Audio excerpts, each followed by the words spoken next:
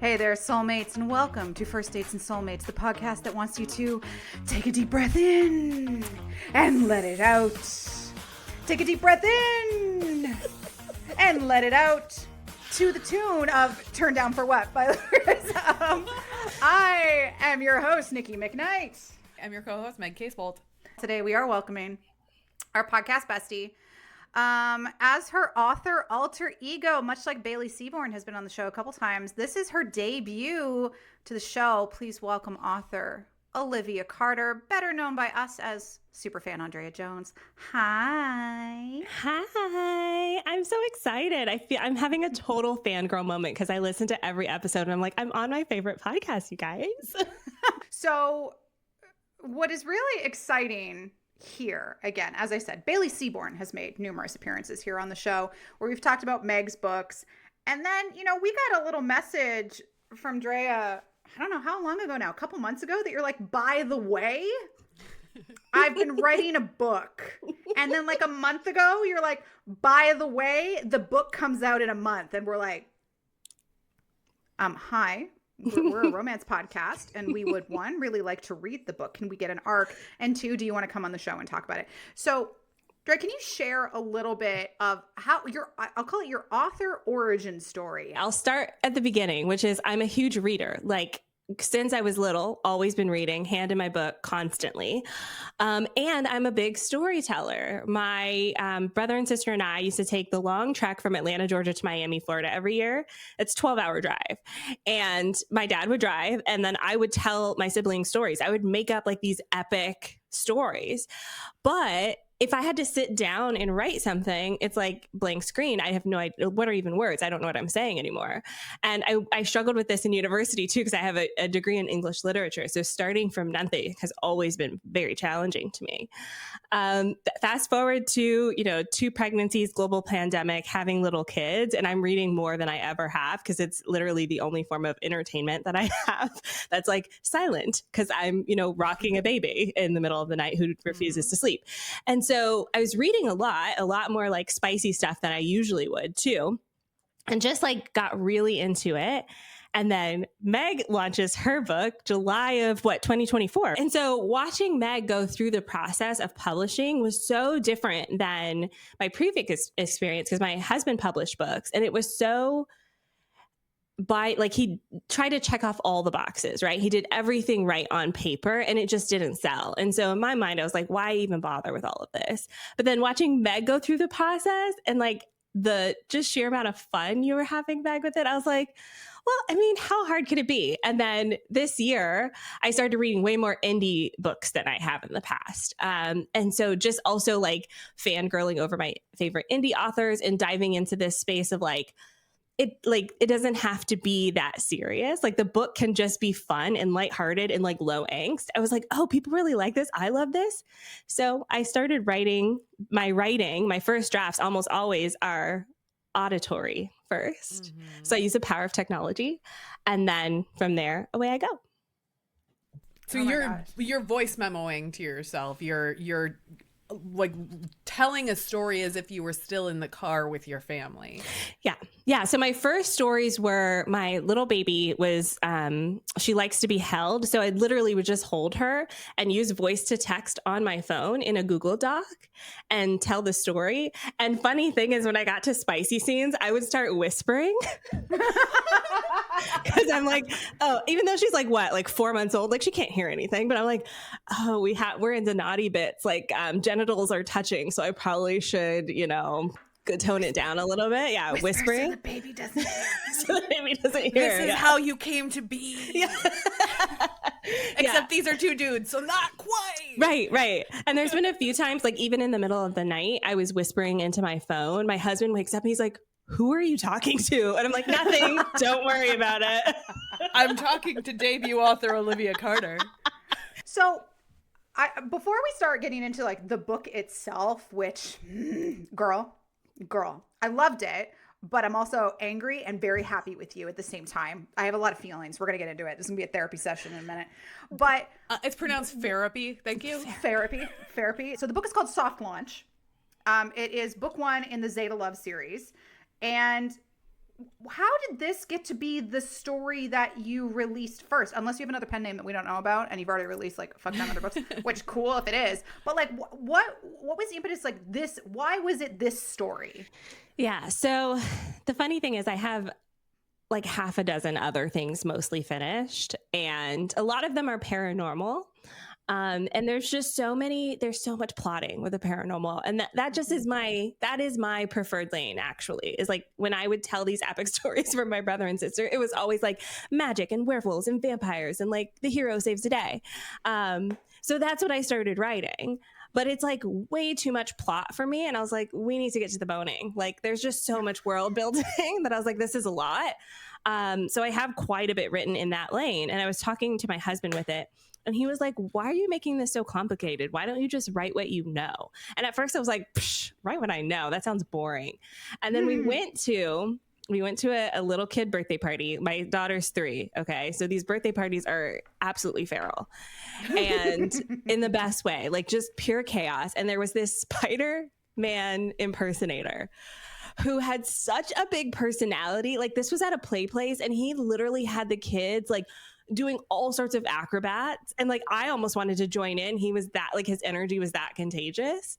And I left there going, this is a character in a book. Yes. And I used to be a children's party entertainer back in the day. So I know that world. So like I could very easily write that. And then as soon as Remy was formed and his character was formed, the rest of the book came so easily to me because I was literally just adding in all of the things that I know.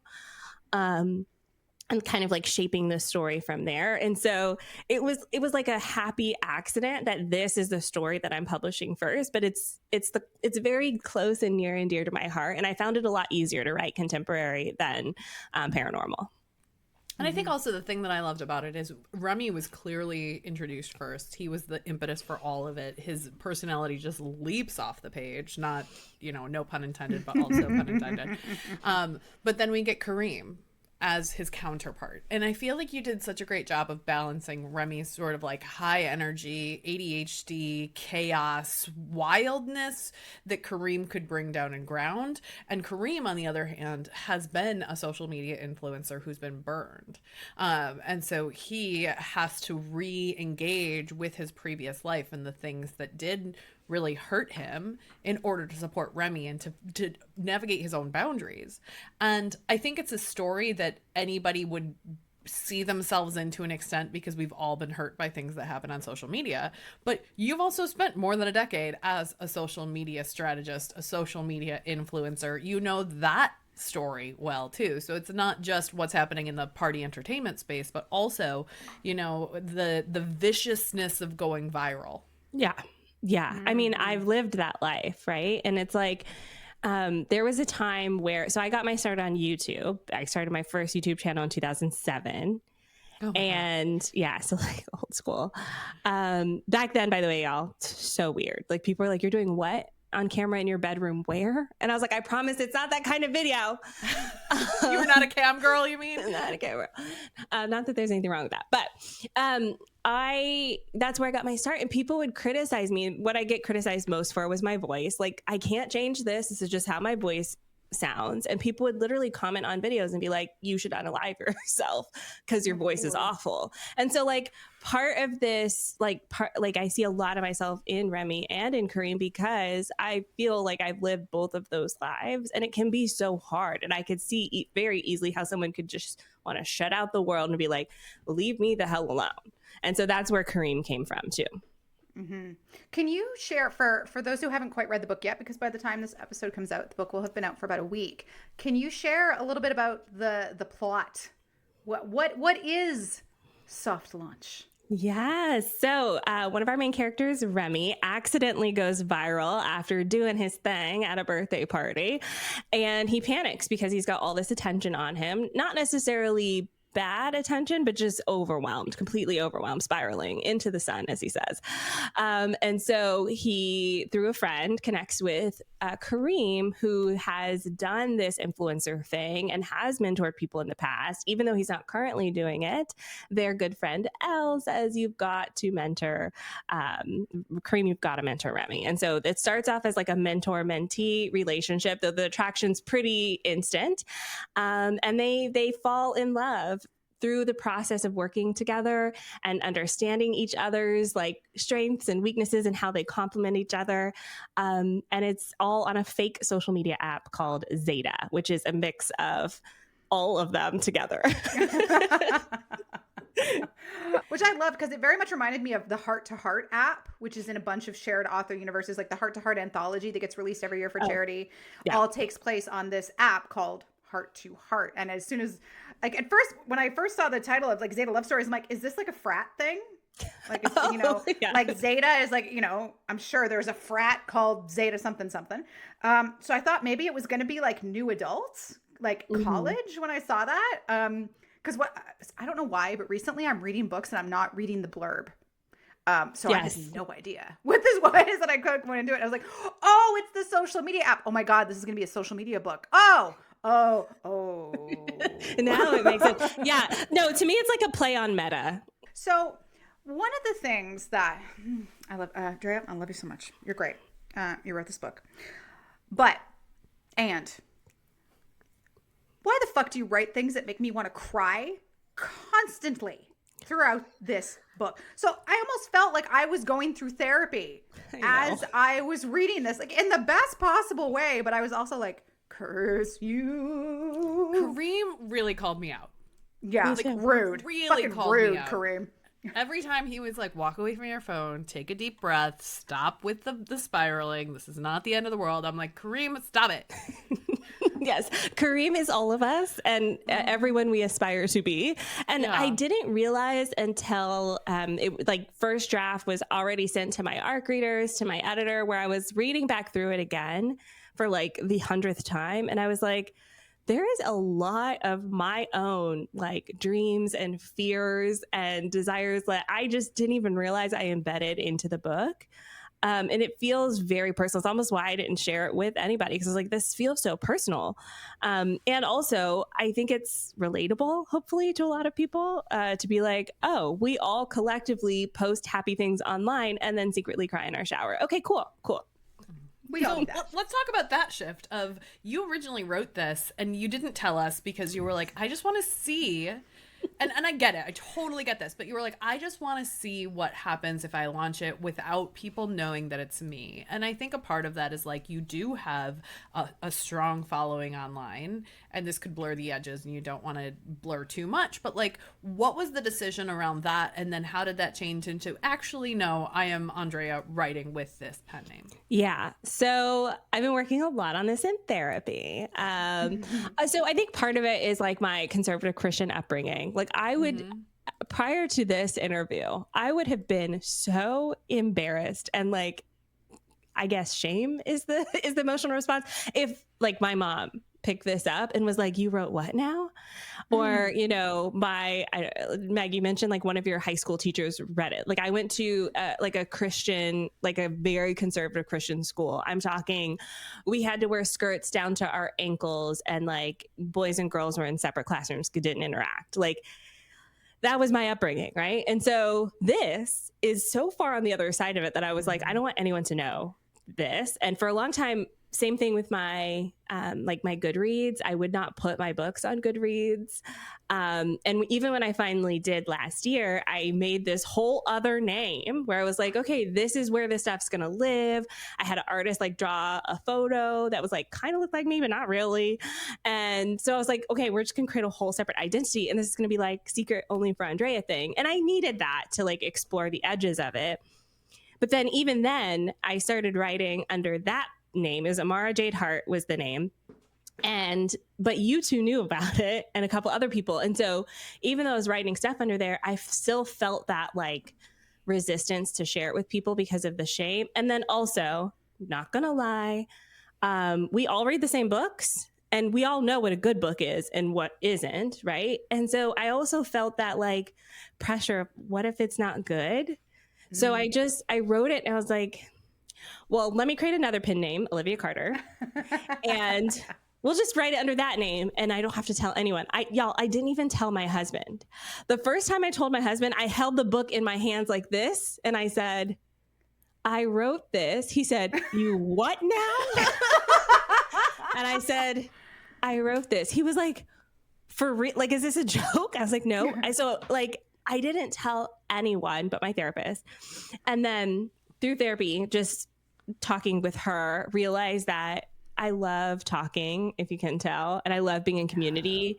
And so part of the process for me in growing as like a human, look at me growth, is to share. So then I started sharing. And honestly too, I went to a funeral and it just reminded me like life is short. So I was like, fuck it. Here, we're sharing it to everybody. Everybody's gonna know now. There you go. And it's so funny to me how this like, there's a parallel of you doing this privately and then seeing the community and recognizing the value in that and being able to come back out in that way. Like, you and Kareem are sort of on this side-by-side path through this process. Wait. Okay, you're onto something because, yes, okay, I don't want to spoil the book, but there's a scene, there's a moment where Kareem is very exposed. Yes. And that's literally how I imagine feeling and putting myself out there on the internet, because you just get feedback from everybody unsolicited because they just assume because you're putting yourself out there that they have the right to comment on it. And that's not always the case. So, yeah. Yeah, that moment. I think I texted you. I tried not to text you too much to live tweet while I was reading, especially because I knew that I was reading before Nikki had read. So I was just like, the moment where the thing happened, I was not expecting the thing, Andrea. Yeah. And that thing gave me so much anxiety because that's so like much anxiety. Like I can, as soon as like that scene started, I was like, I know exactly how this fucking thing is going to end. Oh shit. And then it happened. I was like, no, it was the right move for the characters. It was the right choice for the story. And it killed me a little bit inside. Yeah. So I want to talk a little bit, like, yes, it's kind of about both Kareem and Remy, but this idea of like being visible and being visible that in a way that creates like parasocial relationships is a big theme through there, right? Like when we meet Kareem, like he used to be this big wellness influencer. And then when he had to kind of say, I need to take a step back, he got so much criticism for it. Like, you're fake, you've been lying, because the community and the audience he had built had put all of these expectations on him. And he needed to like not do it anymore. And he really kind of went like cold turkey, cut himself off from everything that he had built, including the good stuff, like including the collective that he had built to support. But he just, later this month, we talk about an Abby Jimenez book where one of the characters refers to like being the island. Like, I need to go to my island. I need to make myself small because I cannot do this. Yeah. And when, like, with that aspect of it, Kareem really kind of went, great, I'm not going to do any of it. He pulled away from the good. He pulled away from the bad. And all he needed to do was like yoga, hot tea, and just be quiet. Yes. And I looked at that and I went, motherfucker. It's a sign. Yeah. You know what kind of inspired that for me too was like, I've been reading a lot of celebrity romance books. And I find this, I don't know if it's a trope necessarily, but this style or this thing happens a lot in celebrity romance where they get so much attention on themselves that they hide away. I mean, take like Taylor Swift, for instance, she literally like packs herself into luggage to like get in and out of places. And I feel like social media and the parasocial relationships is going there, and it makes it so much harder because we're literally documenting our entire lives and just putting it on the internet for everyone to see. And so I think it makes it challenging because, okay, yes, maybe you're not as big as Taylor Swift, but like some of these influencers deal with the same challenges as celebrities. And so that's part of where that came from too, is like people look at them as celebrities and think they're objects. Yeah, I love that you brought up someone like Taylor. I was thinking about, because YouTube did a big kind of campaign the other week at VidCon when they had a lot of the OG YouTubers show up, and a lot of people were like, well, where's Jenna Marbles? And they're like, she's been off YouTube for years, and you will not see her. Like, she's done. She just had to she cut herself off so completely for a multitude of reasons, and I'm sure many of the reasons we'll just never know. But it just made me think, and I wonder, maybe it's just in my brain, but to me, like, the health and wellness space seems to be the biggest victim of this, of this idea of you have to have your shit together, you have to you have to meditate, and we do the green juice, and I do the tea, and I do the yoga, and I do the thing, and I am present, I'm in the moment, I'm thoughtful, I'm mindful, I'm all of this. And to put Kareem in that space, I think, was such a smart decision versus putting him in makeup, versus putting him in like a business entrepreneur influencer, because I think the lens on health and wellness is so much more punitive than a lot of other spaces that I could just see, like, when that, I totally believe that would boil up into something that's like, I cannot, because to be present is the antithesis of what I preach, essentially. It's no longer all of this shit. Yeah, you're not allowed to be imperfect because you are teaching people how to make their lives better. So you have to have the perfect life. So yeah, I definitely played around with that idea a lot.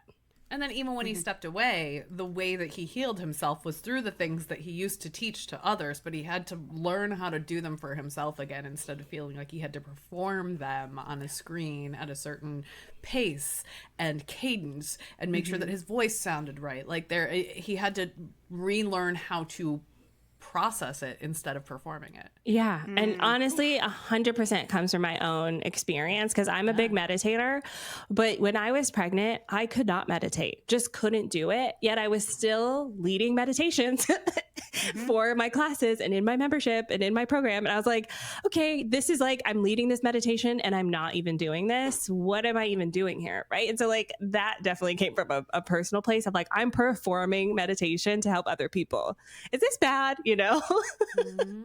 When I was teaching yoga, I had a very similar experience where the more classes that I took on in a week, the less I was doing it for myself, and I felt my body getting tighter in different places that it didn't feel tight when I was just somebody who enjoyed doing it. But as soon as I put the pressure on myself of I need to teach, I need to make money from it, I need to like be in front and be the expert, then I started to lose my own connection to my body, which was the reason that I loved it in the first place, you know? Yeah. I feel like that it allows the readers, even if you're not a huge health and wellness influencer who like had creative burnout, I think everybody can experience that. Like, you know, it's the same thing in my fucking business. Like, I literally design operations and systems for companies, you know, in the 7 figures, and I don't do any of that shit for myself.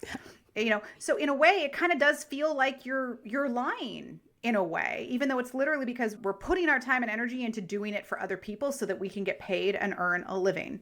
Because bitch got to pay her bills. So we don't have the time and energy to do it for ourselves. And as angry as I get about the fill your cup, you know, put on your own mask, because I'm like, I don't have fucking time to fill my own shit. I got you know, metaphorical children knocking on my door saying, hello, cup, please. And I was like, okay, let me get your fucking sippy cup. Since you can't do it for yourself, I'll just do it for you. Like, I think that allowed Kareem to be so relatable in a way that I kind of hate you for, but I also loved as a reader, because I was like, I'm never going to know what it's like to be as big of a personality as Kareem, but I can certainly understand performative action or putting others before me, and then having to deal with the fallout of that, and then having that fallout make you feel worse because you're like, I should have known. I should have known. Yeah, you put your trust in people and then people let you down. And it's like, isn't that the story as old as time? Like, oh, look, here's another moment where people have turned cruel. And I think that gives Remy a good opposite, because I feel like Remy is like, he's not performative. He's just himself. And he teaches Kareem how to like just be yourself and not be this like personality. You don't have to be like quote unquote on all the time, because Remy's just Remy. Like, take it or leave it, he is what he is. He is just like a ball of glitter and crop tops. Oh gosh, I love his crop tops for him. Many crop tops. So many crop tops, some custom made. And so, yeah, I feel like that's the story that I'm trying to tell myself too, is like, you don't have to perform at life. You can actually live it. Oh, wait, put that on a t-shirt. That was good. Ooh, write it down, write it down, write it down. For my other podcast, we interviewed a therapist who turned into a business coach. And one of the things that she said is, like, humans hurting other humans is the reason that we need the therapy. And therefore, to an extent, it has to be done by humans. Like, if we're going to break each other, we have to be the ones to fix each other. And I think that I've been thinking about that, especially, in some upcoming episodes where we have characters who have been broken by their family members, by the people that are supposed to trust the most, whether it's family members or it's these parasocial relationships, is we're constantly hurting each other, but we are also the ones that can heal each other in these relationships, in these communities. We have the strength to be able to hurt or heal. So how are we going to use that power, know? Yeah, 100%. And I feel like too, this is where the found family comes in with that situation, which, again, personal experience. Almost all of my friends, let me think. Almost all of my friends friended me, if that makes sense. Like, I'm very much I'll go with you if you invite me along, but I don't initiate kind of person. And so I feel like I wrote that in too with Remy. It's like all of his friends were just like, Remy, you're our friend now. There's no choice. And so because his family rejected him, basically, to have Elle and then Kareem and then Noam, just all be come with us. I feel like there's something comforting in that too, where I was like, I just wrote what I wanted to read to feel all warm and cuddly and also smexy. Yeah. No, I love that because, okay, let's talk about Remy. Love him, because he loved doing his job as this non-copyrighted version of a spider guy, unnamed spider guy. Yes, a legally indistinct version of spider themed hero. There you go. So doing that and getting going viral, because it turns out that one of the guys at the party is some lawn guy, and which is so funny because I love watching the lawn guy videos. The lawn talks. I love them. I love them so much. Them and hoof talk, lawn talk and hoof talk. Yeah. I'm so into this. And pool talk. I don't know why. God. Clean the pool. I want to see it. It's carpet cleaning videos too. I love all that. But when he goes viral, yes, he gets so overwhelmed because he's trying to do this party business. He bartends. He doesn't know what he's doing. He's just so all over the place. And his social media account had his real phone number on it for party bookings. And of course he gets all of these phone calls. He goes, I don't even know what to do, but I feel like this is a good thing. I can do something with this. I literally just have no idea what I'm doing. And that's where, is it Elle is the one that introduces him to Kareem. It's like, hey, I see this. This is great for you because you love this. Maybe there could be some help here. And then maybe your energy and joy in discovering the good aspect of virality, at least at that point, could also help heal Kareem a little bit, who does not a fan right now. But Remy is just filling up disco balls full of glitter. I'm like, oh, yeah. Yeah, Remy has a very childish approach to life. And I feel like this is, again, a lot of my energy into Remy too, because especially since I have kids, it's really just an excuse for me to be absolutely silly. And I used to run the kids' parties. I'm talking magic tricks, face painting. I threw confetti and glitter. We sang princess songs and did princess dancing. It was the best. That's how I paid my way through university. It was amazing. So, my favorite job ever. And so I put all that energy into Remy as well. I was like, what if someone just genuinely enjoys their life and what they do?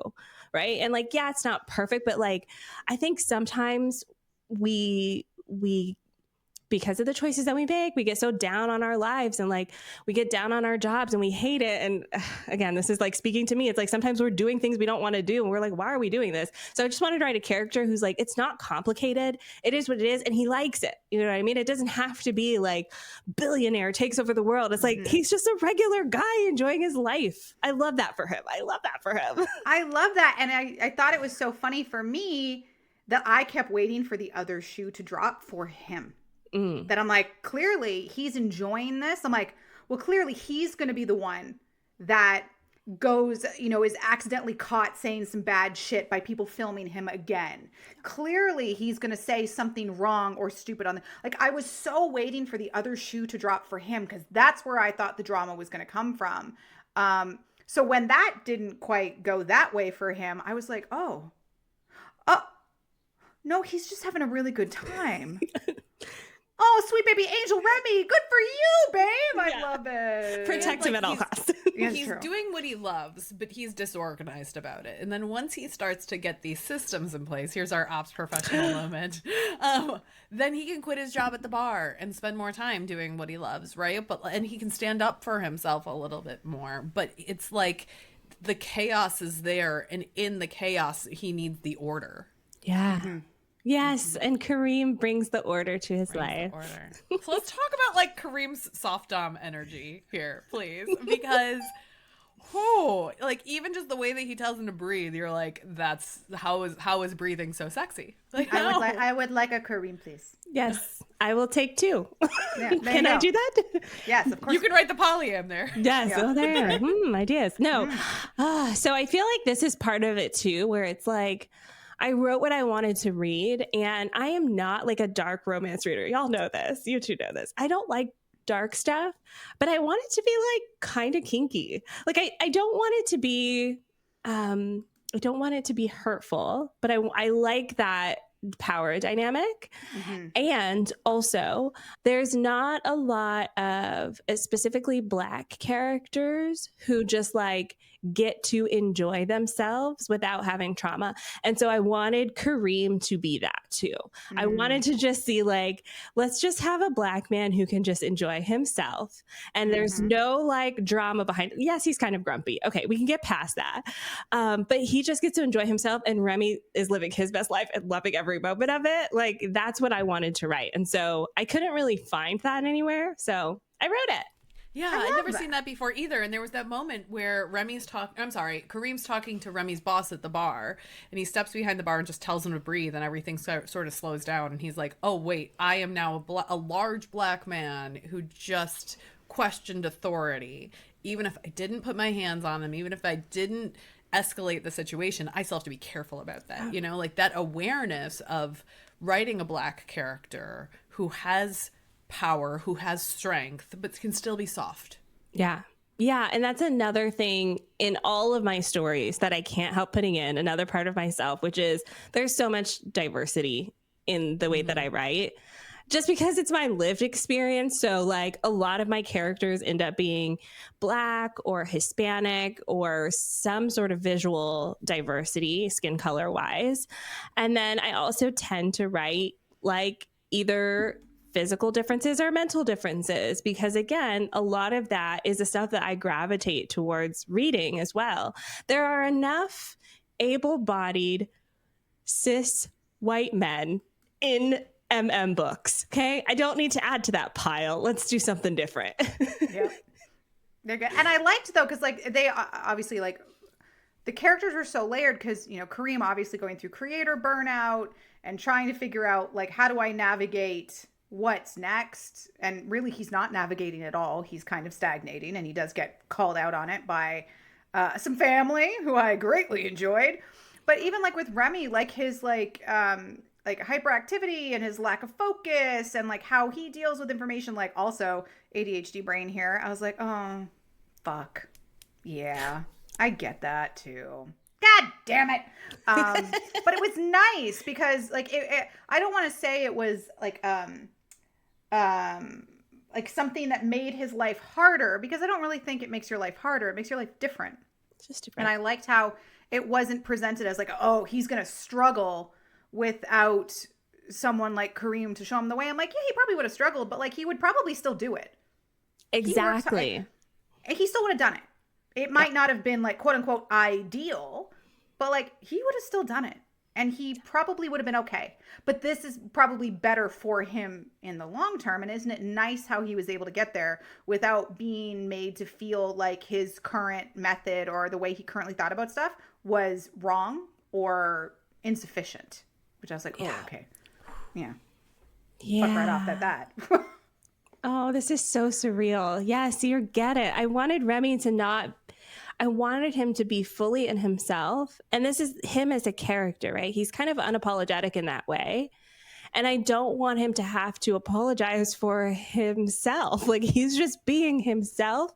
And I wanted to show him happy and successful without changing himself at all. It's Kareem is the one who needs to change in this story. And Remy does change in his own ways, but they both make each other better. But I wanted to be very careful with Remy's character to not have him have to, like, I don't know, take extreme measures of like going through different medications or like, have to go back to school or something like that. It just didn't fit his character. And so I wanted a character who was like himself, start to finish, and what you see is what you get, and he's living his best life and he's so happy. Like, I love that for him. He didn't need to be fixed. He needed to be unleashed. Put that on a t-shirt. What?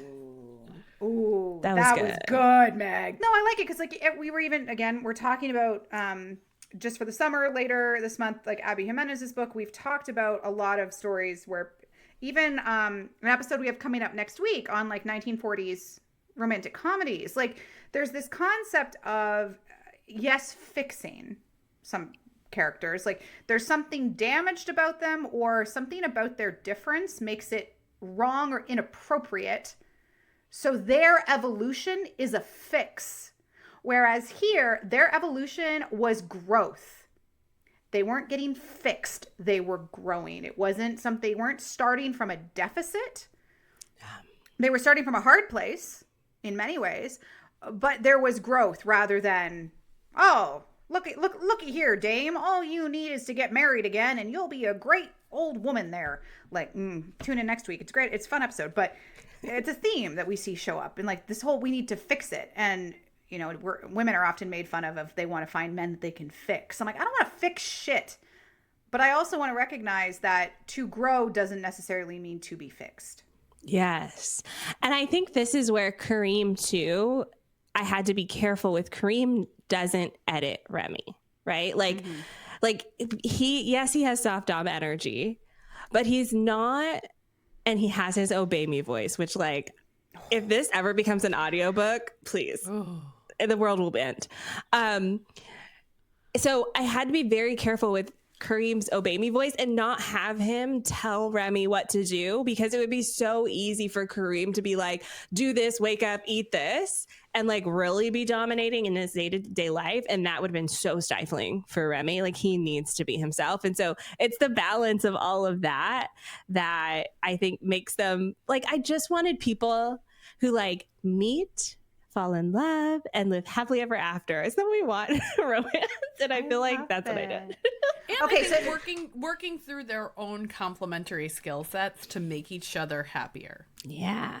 It's not just meet and be happy, because that's not a fun story. It's what can we learn from each other? How can we grow in parallel with each other? What can we do what can I learn from you that makes me a better person, and vice versa? And I think that's the thing that, to me, even more so than the smexy scenes, it's like that's what makes romance so interesting, is the interior growth that we are allowing our characters to experience, that we're going on that journey with them of their transformation, but there's a reason that we choose the partners that we do for them, because they have the answers, even if they don't know it. Oh, well said. Ooh, okay, so you mentioned audiobook and voice. Again, I think y'all know, but the audience, I don't know if we've talked about this too much. I can't picture shit in my head. Thank you. I failed the Apple test. I have aphantasia. So like, I love authors and Pinterest boards, or like almost like a stunt casting of a book, so I can kind of picture who's who. So if either vocally or visually, who do you have in your mind for for these characters? Oh my gosh. So I'm not the type of person who has celebrity lookalikes. So I probably should do it. So almost all of my characters look like someone I know in real life, which is also part of why I'm like, oh, nobody in real life could do this. So Kareem specifically, I used to be a manager at a spa, and there was a massage therapist who looks and sounds exactly like Kareem. He has the locks, he has the low voice, the ridiculously large Adam's apple. Like Kareem is like, take that, man, and just copy paste. And so that was that. And then Remy looks like the Spider-Man guy at this birthday party.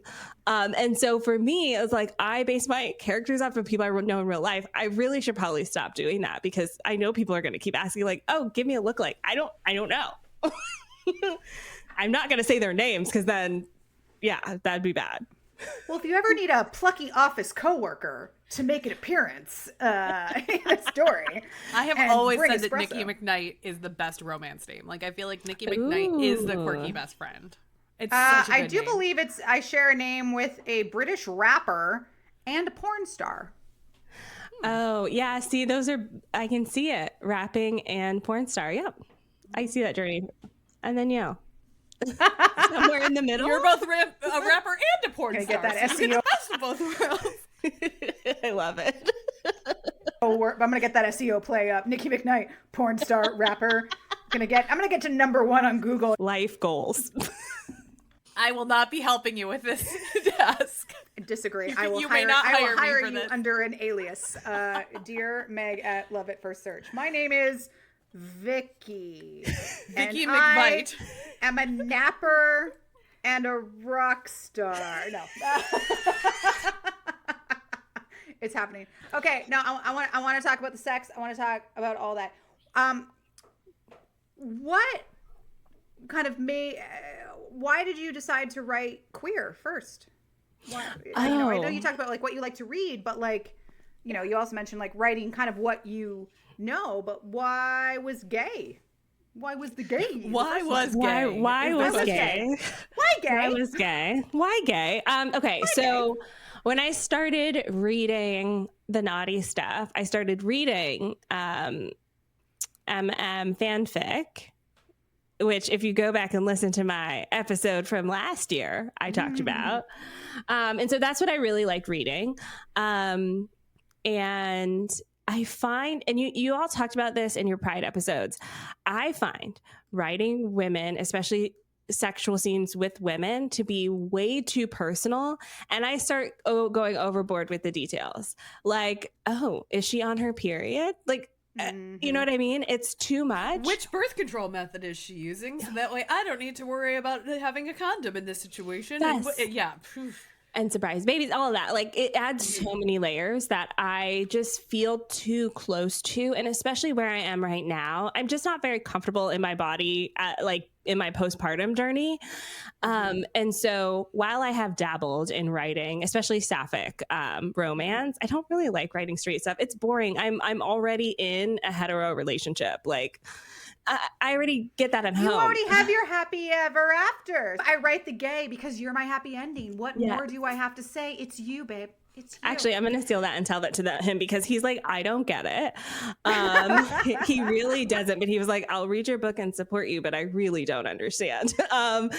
And so, so for me, it's exploring that piece of it.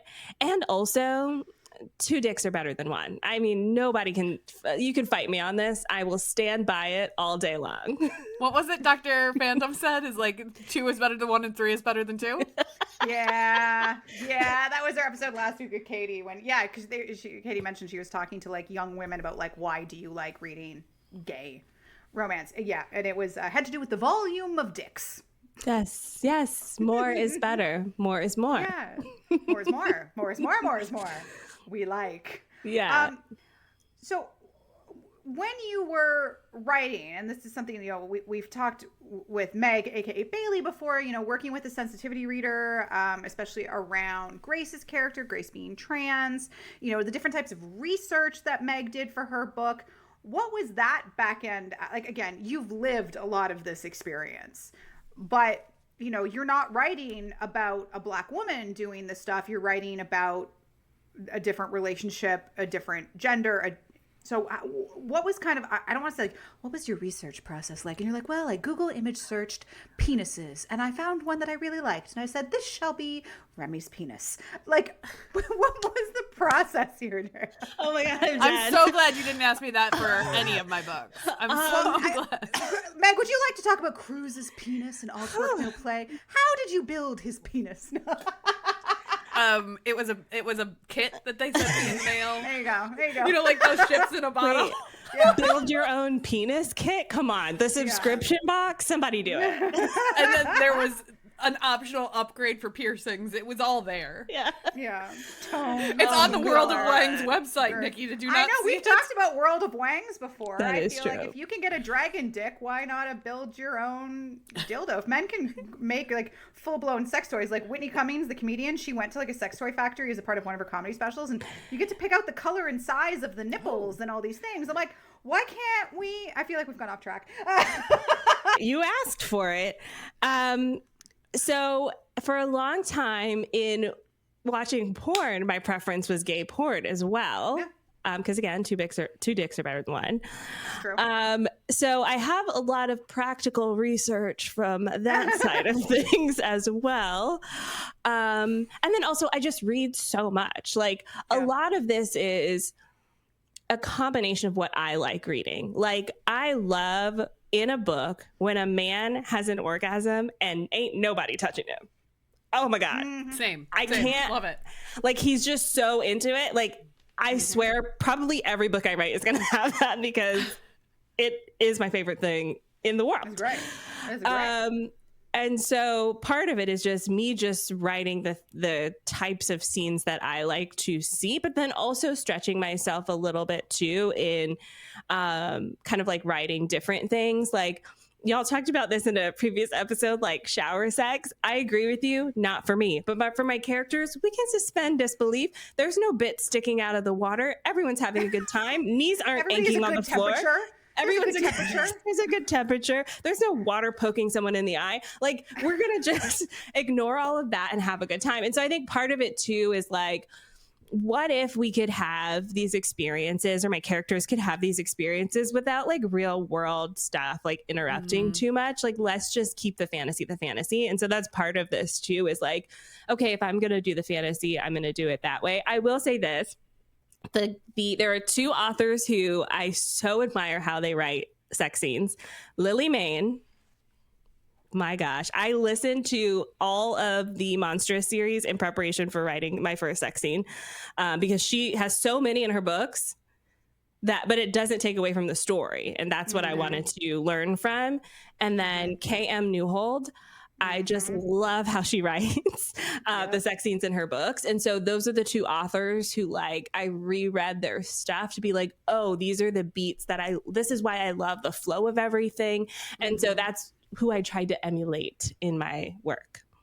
Oh, I love that. Because that was literally going to be my next question. Because Meg talked about how writing Peppermint, you read a lot of Christmas romances and holiday romances and been like, you know, that was the research. And when you write a certain trope, you go and read a lot of that trope to kind of, you know, gather sample sizes and things. So I love that you chose like K.M. Newhold makes so much sense for me. I love that you chose Lily Mayne because that is like non-human dick. Yeah. But a lot of it, even in the Goliath the Wrestling series. Oh my gosh. I'm re-listening to that now. And part of it too is, so I listened to Moth first with the intention of counting how many sex scenes, because I read it and I was just like along for the ride.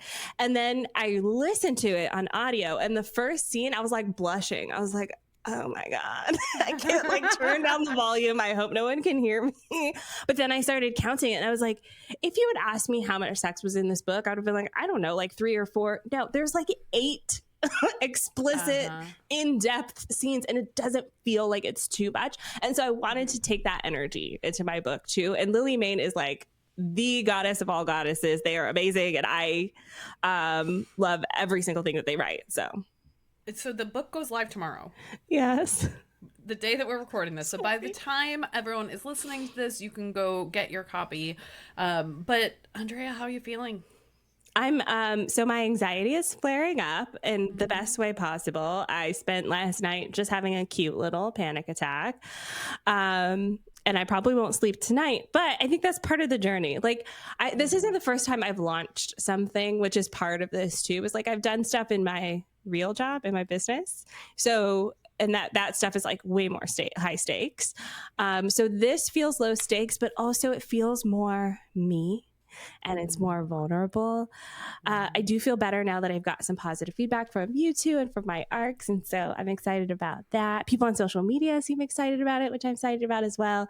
But I won't lie and say like I'm chill. I am not. I'm the opposite of whatever the opposite of chill is. I'm a little anxious little gremlin over here. Oh God, the day that Twerk came out, I also had an appointment with my ophthalmologist about my vision. And I was just like, it was just my nervous system in a skin suit. Yeah. Like I had no functional control of my body. Like, not like I shit my pants or anything, but just like I knew that no work was going to get done. Yeah. I knew that nothing, you know, even when I had the ARC responses coming in before that, I had all these different things in place. I knew it was pub day, and still, like, I didn't want to look at my phone, but I didn't want to put away my phone. Oh God, it was a mess. I was a complete mess for a whole week. Yeah. Well, I took the day off. Thankfully, it's my 11th wedding anniversary. So what a nice choice. I did that so I wouldn't forget, because I'm so bad with specifics that I always joke like my brain is just vibes up here. There are no facts at all. And so if you ask me to remember a date, I don't remember it. I have to put everything in my calendar. So for this, I was like, I'm put on a date that I don't forget, my anniversary. So there you go. Honestly, I like it. Just keep stacking them. They talk about habit stacking. Stack your dates. You know, deliver a child, get married, launch a business, make doctor's appointments. You know, just stack that. Just stack it. That's what like Tim Ferriss and Gary Vaynerchuk say to do, right? There you go. I got married 5 days after my husband's birthday, and we joked. It was just the day that worked out, right? But like we joked that way he wouldn't forget our anniversary to get me a gift. Every year he's like, "What should we do for our anniversary?" And I'm like, "Is that happening already?" Is it September? And it's like the last day of September. And I'm like, what month? I just got the first day of school. And he's like, no, it's the 28th. I'm like, oh my God, already? Good job, Beck. Good job. All right. Well, it's so funny because, like, in my head, I've also been calling you Miss Carter throughout this entire Miss Carter. Miss Beyonce. I'm now going to call your husband Mr. Carter because I think it's funny. Should we call you Queen A instead of Queen B? Queen A. Queen O. I like it. I like Queen O better. Mm-hmm. I do like Queen O because then it can be like O for orgasm. Yeah. I do like that. So, again, how can people support you as the author? Give the people some soft instruction and suggestions here. My suggestion is to head on over to Kindle. I'm a Kindle exclusive. Search for Soft Launch by Olivia Carter and get it. Especially if you are on KU, read it. You would love it. And then follow me on Instagram. I'm at author Olivia Carter there as well. And I'll say it again for the record. Read it on KU. And then download it as a book, so that way she gets paid twice. If you do it the other way, then she won't get paid twice. So think about that when you're loving books that you read on KU and you want to support the authors. Know that they already made probably less than $1 from KU, versus if you're paying about $4 for an ebook, then they're probably going to make just under half of that. Okay, so there's my little spiel about supporting authors in the right order. Yay! And there's a print book too. If you like to lick the pages, that's available for you as well. Is that a thing? Please don't let that be a thing. I have never in my life thought that was a thing I would do. Well, there you go. I've given you new ideas. You're welcome. I'm not kink shaming. I'm like, people like to sploosh around in food. So if you like to lick pages, honestly. You sent me a picture of you kissing my book. Yeah. Is that what was really happening? Were you Frenching my book? I was having a moment with... Don't judge, Meg. Don't judge. Honestly, it's 100% cruise. Like, give me a Kareem and a cruise for balance. Oh. Yeah. Yeah, if I were writing fanfic, that would be my fanfic. Yep. Oh my God, we could do a crossover AU with Kareem. Cruz would be so into that.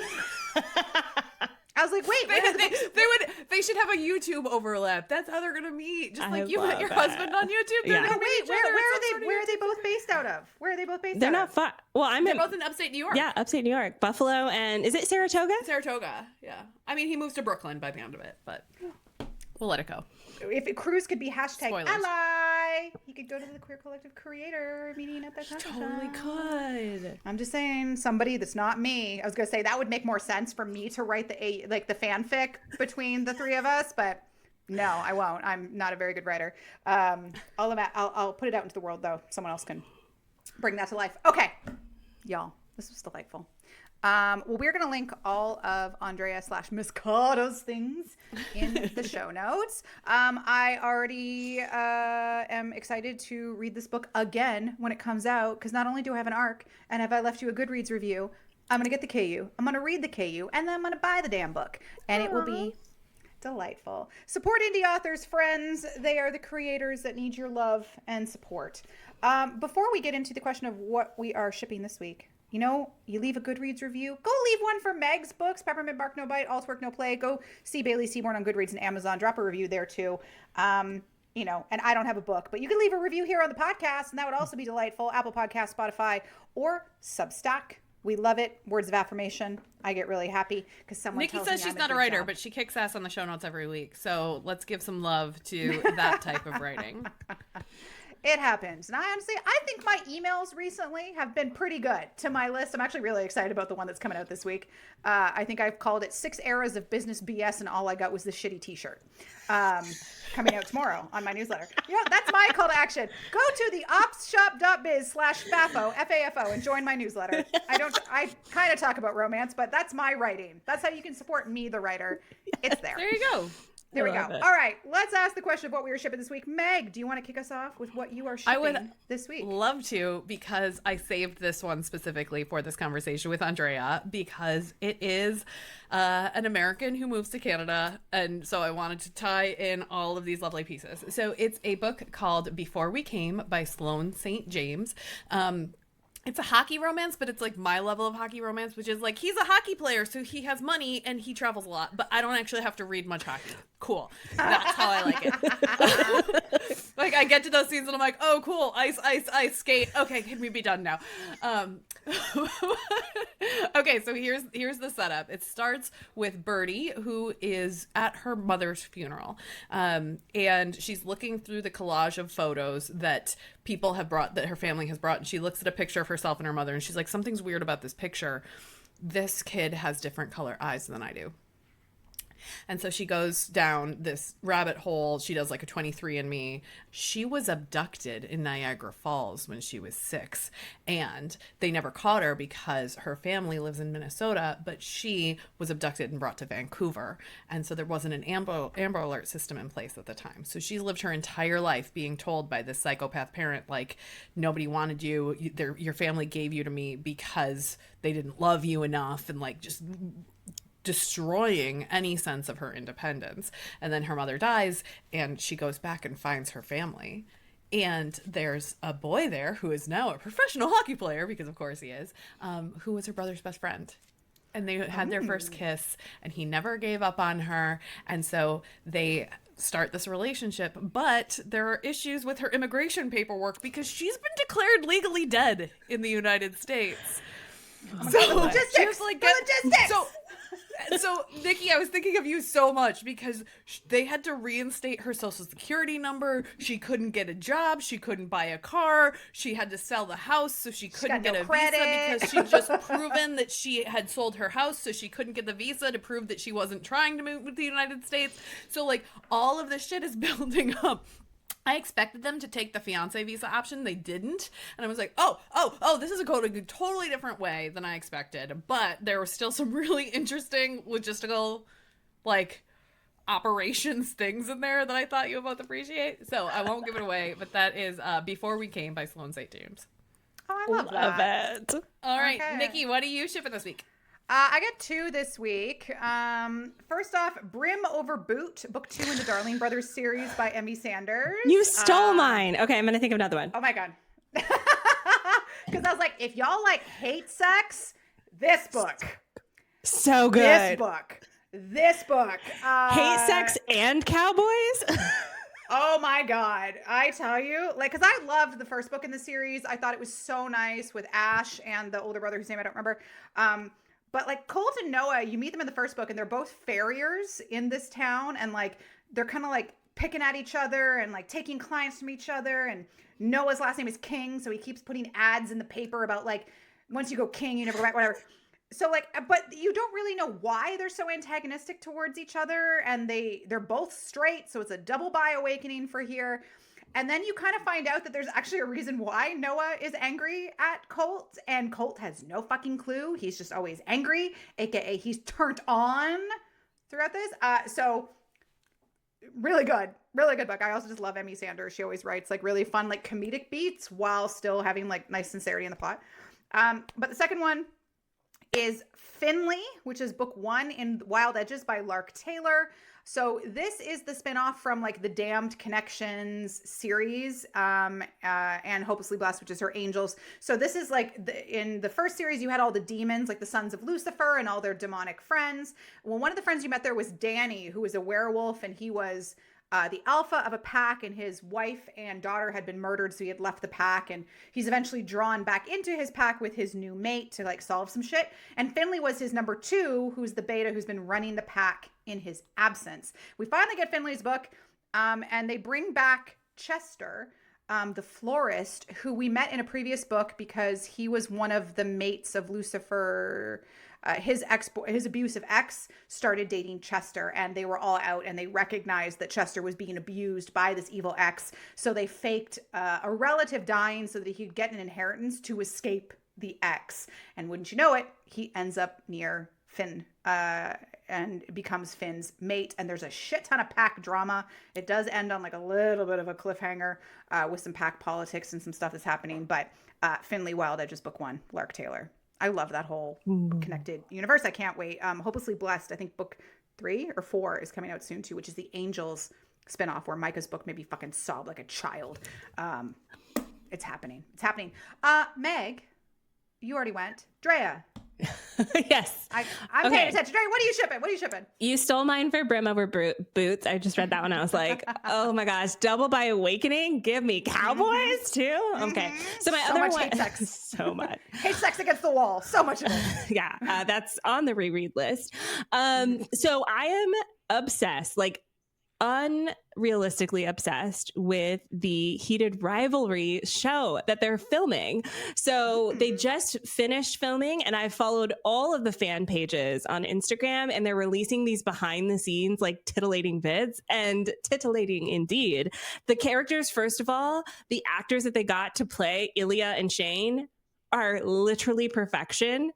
They're going to be so good together. I'm curious about how raunchy the show will be, because the book is pretty, I mean, they have a sexual relationship exclusively for like years and years before it turns romantic. And so that part should be interesting. But they've been releasing these behind the scenes videos, and one of them has the 2 main characters. I don't know how to describe it other than they are wrestling. And it looks like a choreographed moment, like they're flipping each other over. I cannot tell you how many times I watched this video. I was like, they have natural chemistry, and this show is going to be amazing. It's going to be exclusively on Crave TV, which is like, if you're anywhere else, it's going to be challenging to watch it. But I'm excited, literally counting down. They have not released any other details other than like, here's the cast and here's some behind the scenes. When I tell you this, when this show comes out, how feral I will be about it. I'm watching it the second it is released. We're gonna have to do an episode. I'm like I'm obsessed. Well, you've always loved that series too. Yeah. So I've read all the books. I listened to all the audiobooks, and I've read Heated Rivalry and Long Game again. And y'all, I read this for the first time in December of last year.